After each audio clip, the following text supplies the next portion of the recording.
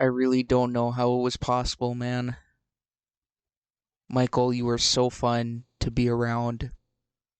Really heartbreaking.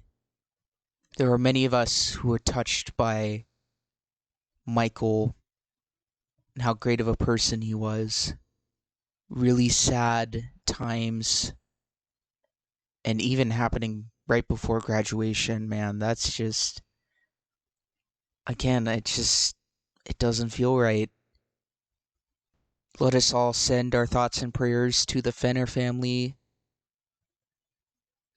Michael, rest easy. If you guys don't know, Michael Fenner is a very active member of the Minot soccer community and was a senior at Minot High. Like I said, he was very interactive with a lot of people, and there were many Minot High seniors that knew him, that remember him from his presence. Just really awful to know what happened. Let's all take the time to remember him. Michael, I'm gonna miss you, buddy. Again, rest easy.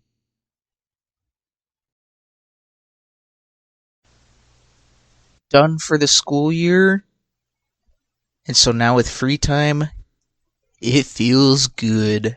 Allow me to make you guys comfortable by spitting out all sorts of local sports information into your wonderful ears. That is right. We are back for more. More meaning episode 36 of the Minot Sports Podcast.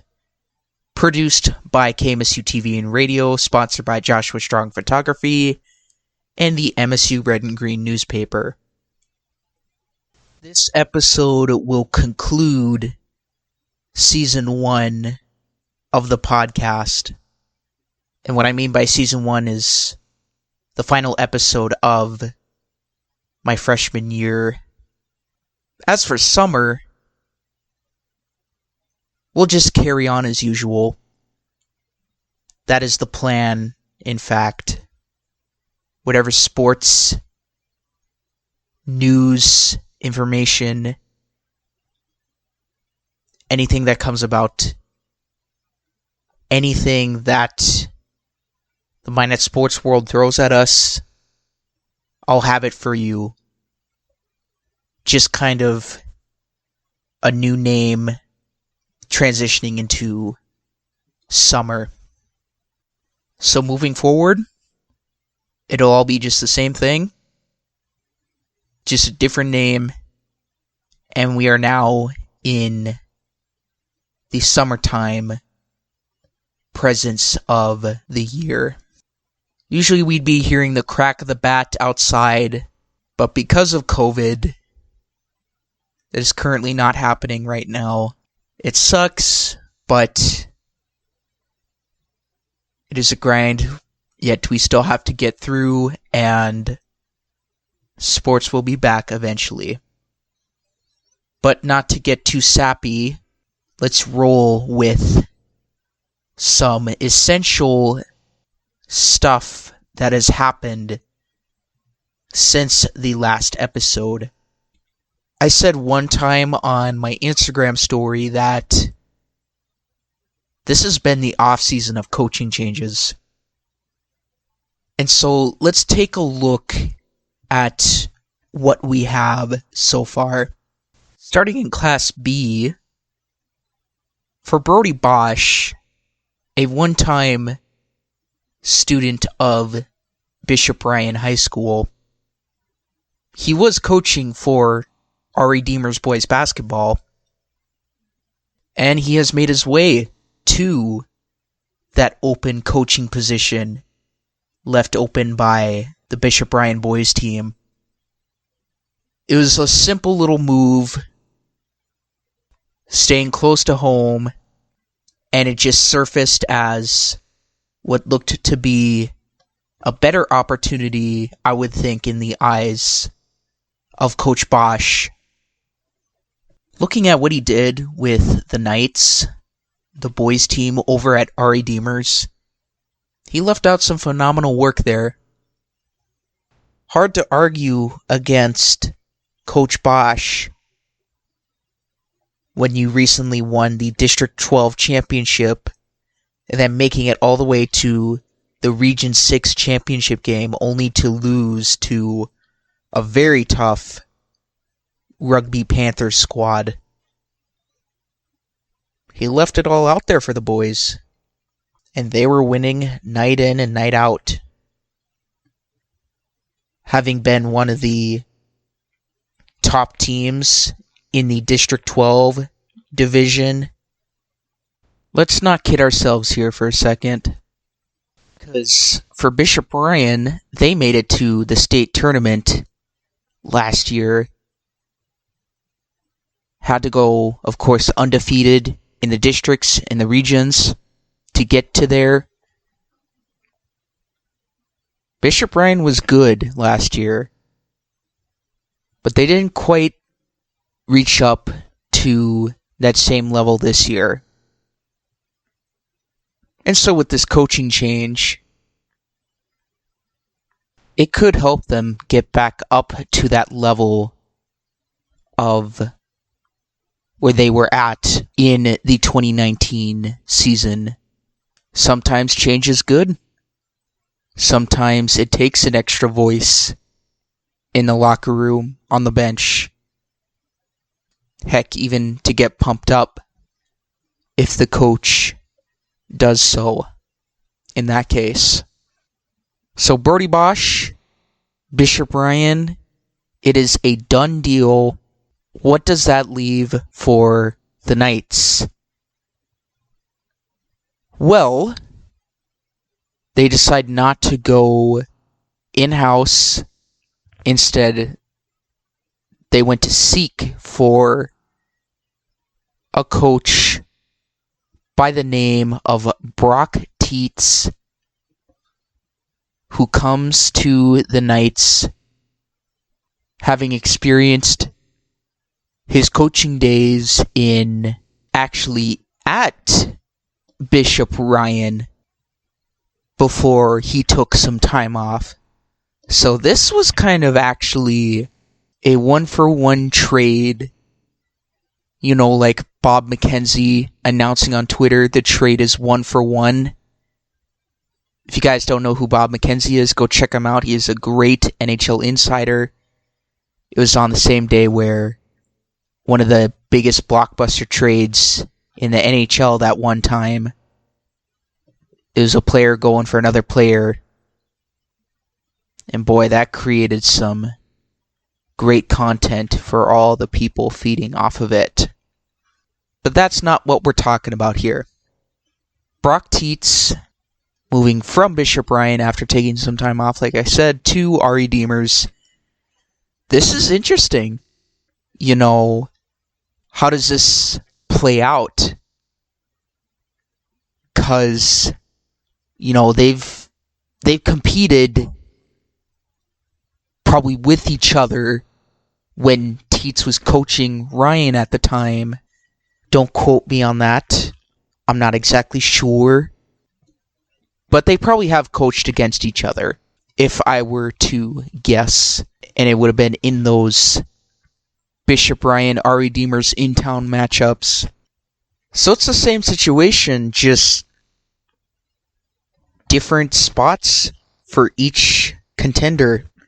I should also touch on that each coach knows a thing or two about their players and knows a thing or two about offensive and defensive schemes. They also know a thing or two on, you know, having competed with each other a lot, you know, at least once during the season and maybe, you know, another time later in the postseason. But with Brock Teets to RE Demers, granted they're losing a few players, you know, just like Bishop Ryan, can he, kind of a little different from Bishop Ryan, thing with him is that can he keep up the momentum from this past season going into next season? Having ran into that rugby buzzsaw, that was a tough one. But can he keep them up at that level and just maybe possibly make it for the state tournament? I can't leave Bishop Ryan in the dust here because, they just got their guy from the team that did so well in the District 12, going undefeated at 7-0. Region 6 action 11-1, overall 19-6. That's pretty high up there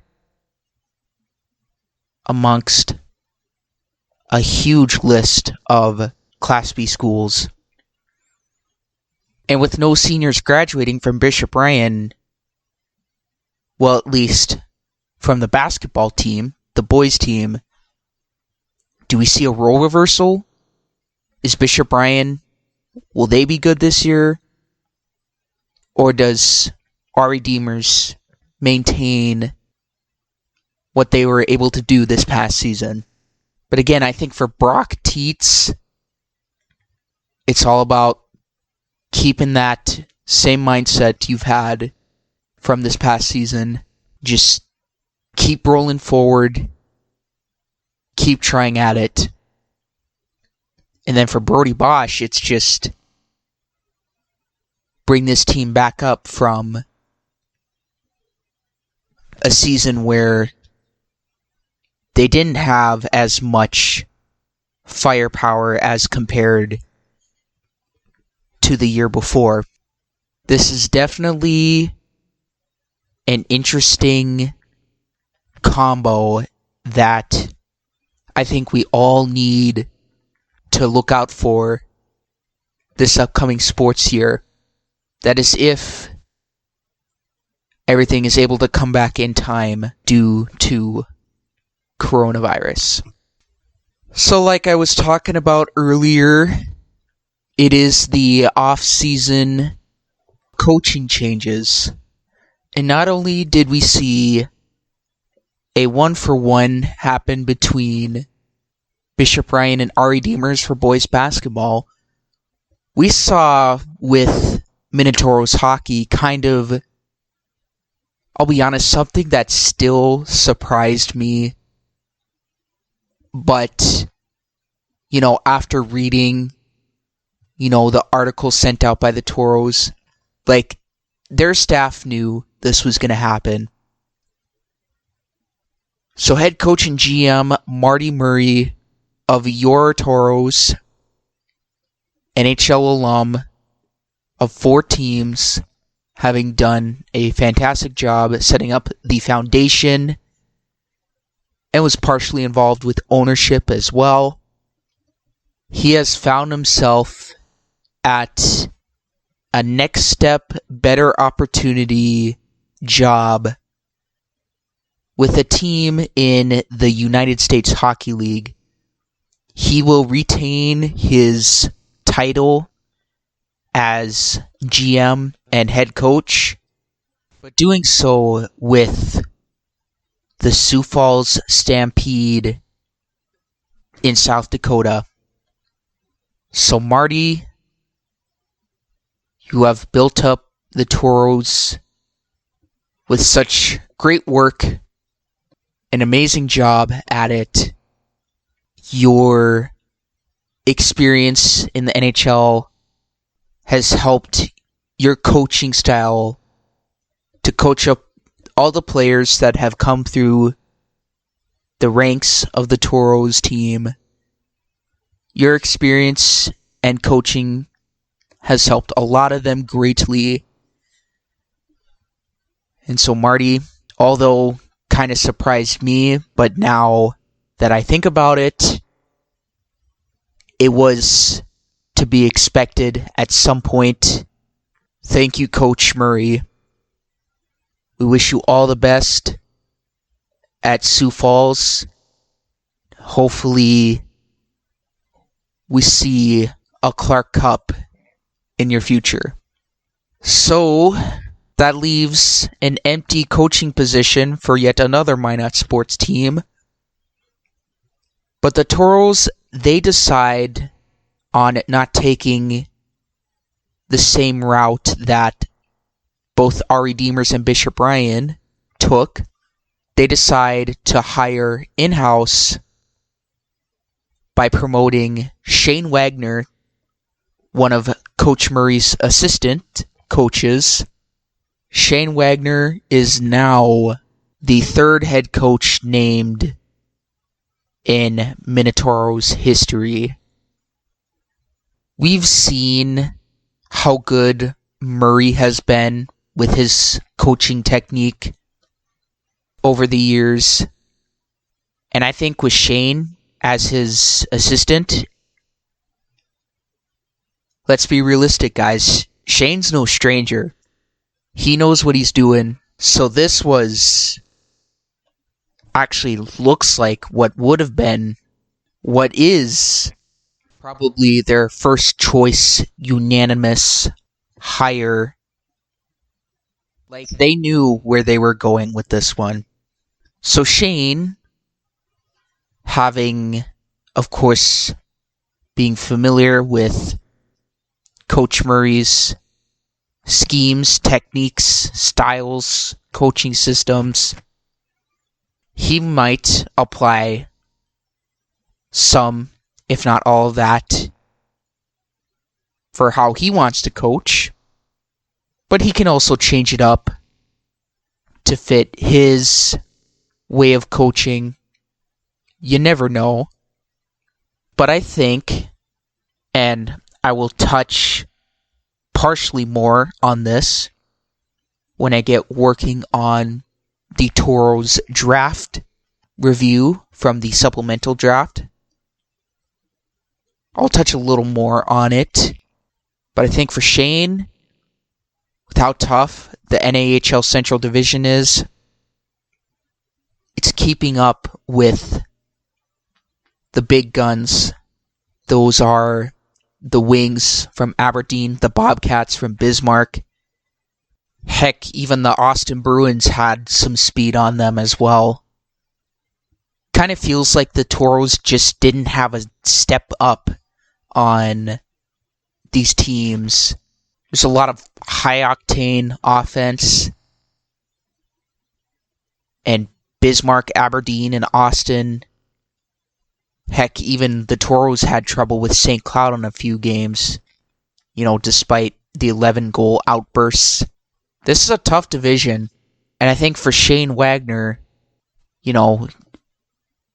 we've seen it in the NHL with the Washington Capitals. Barry Trotz moving on after winning the Stanley Cup with the Capitals as a coach and then being replaced with Todd Reardon. This happened many times in the NHL before. And these coaches have a nice luxury because they can decide whether or not, like I said, they can continue the same coaching style or they can change it up a bit on their own, which is probably going to be the case where they have their handprints, their fingerprints on it. But I think for Shane, expectations are still there that the Toros can be competitive and they can still fight for top-end position in the division. And I think it's really important that there is a tempo of coaching where Shane can get the boys ready to compete and keep up with, again, these high-octane, fast, really good skating teams. And of course, knowing Bismarck, it's going to be rivalry games, so they can score, but they can also throw the body on you. So it's just all about maintaining, preparedness, being ready to play against these guys. getting to a point where you have to play with speed and you have to play with some upper tiers of offense and just playing fast all around, even defensively. Those fast skaters that the other teams possess, it's important that the Toros have a back end that can keep up from getting beat in the defensive zone. But for Shane, getting the boys prepared, maintaining that level set by Coach Murray, and just keeping up with the good teams in such a competitive division. These three guys have not just coaching to work on, but all sorts of learning skills, development, play styles, playbooks, getting the athletes together and in it. Heck, even getting them ready for life. There are all sorts of minor details when building a championship team. With Bishop Ryan getting Brody Bosch, how does he get the group going? How will he utilize his talent and to use his ability to get Bishop Ryan back up to where they once were? Brock Tietz, how does he keep our Redeemers at that level that they're currently in? Losing a few players, but good coaches know what they can get out of each and every single member of the team. And Shane, ball's in your court, or rather, in hockey terms, you got the power play. What do you want to do for your coaching style? Each three of these guys have such very familiar situations, with Class B being such an enormous market for all of North Dakota sports. And then the Toros, the division they're in, like I said, these guys have their hands full.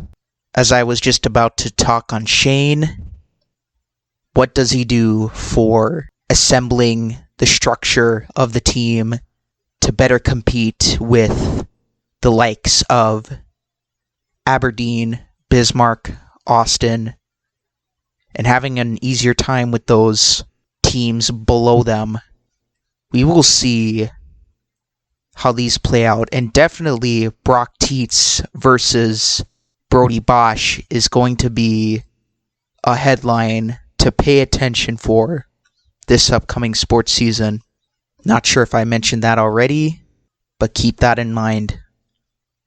For one more coach to speak about before we conclude the finale episode, Bishop Ryan softball, their coach, Alec Groth, if I properly pronounced his name correctly, apologies if I didn't, he is resigning.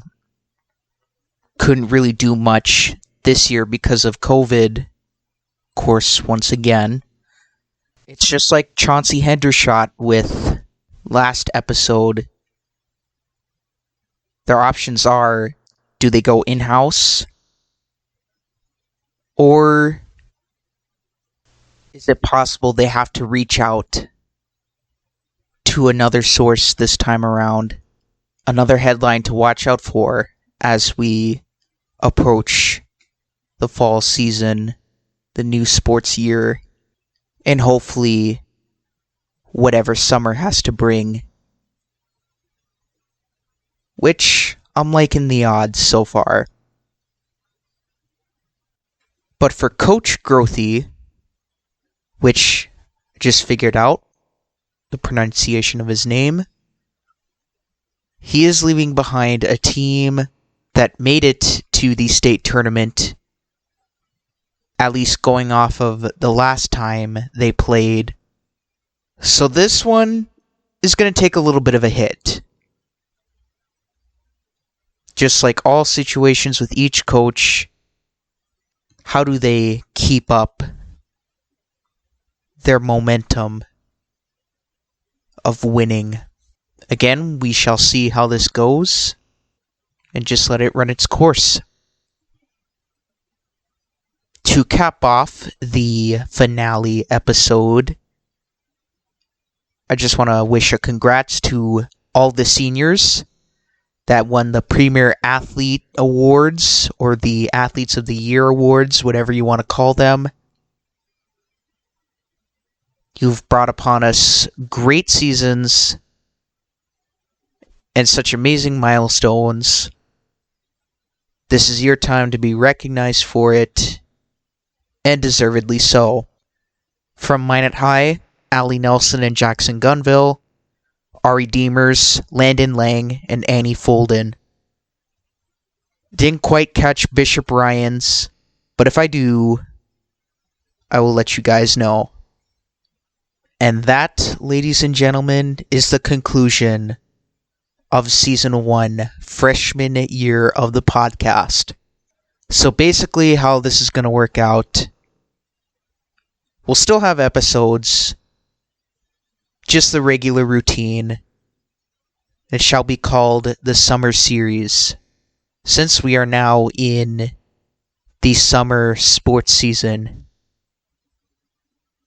which hopefully we see some news from either the Saber Dogs, Vistas, Metros. And I have to say, I definitely think there will be baseball this summer. Or will there be? Actually, I won't tease you guys there, but you'll just have to wait for the next episode within the next series. And so to cap it all off, thank you guys for being so supportive since January. You guys have been so great to me. I'm very lucky to have a crowd like you guys, and you deserve all the credit out there. Thank you for being with the podcast, even during these rough happenings going on in the world. It means a lot to me that you guys are still sticking with it, and I still plan to have all sorts of content and even some new ideas which I just started implementing, and you guys can see on the social media as well. As always, thank you guys so much for tuning in, for listening to all the episodes. The Minot Sports Podcast is a production of KMSU TV and Radio, sponsored by Joshua Strong Photography and the MSU Red and Green newspaper. Again, thank you guys for listening, and I will see you in the next series. Stay tuned.